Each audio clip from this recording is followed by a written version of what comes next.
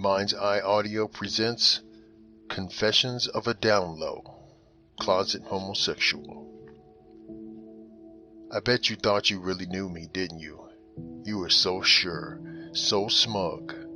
All along there was a secret me living right up under your big judgmental nose. I am a free man who lives in the shadows of a hateful society. I hide who I am, but not because I'm afraid of you, only because I'm smarter than you. I like men. No, let me correct myself. I love men, physically, emotionally, and sexually. As you listen to this, I bet your eyebrows are lifted up higher than a prostitute's skirt on a night when business is good.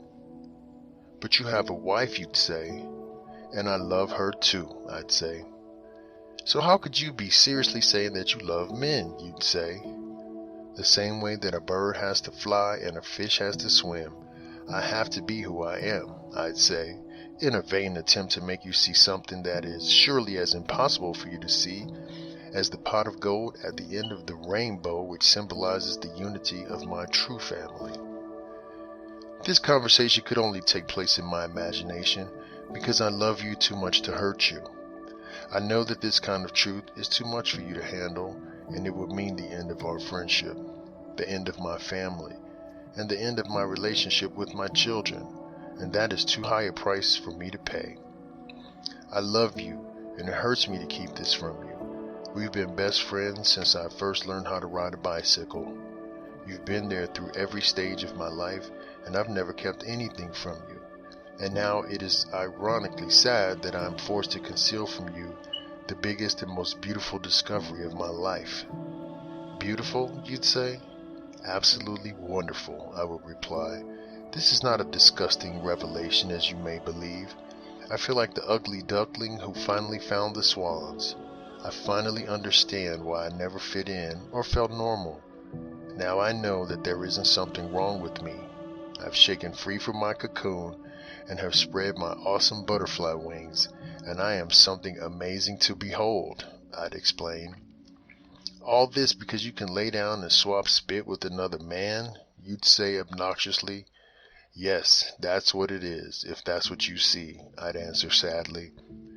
Excuse me if I don't get excited about my best friend giving me the news that he's turned to a life of amateur colon therapy, you'd say in a mixture of anger and sarcasm.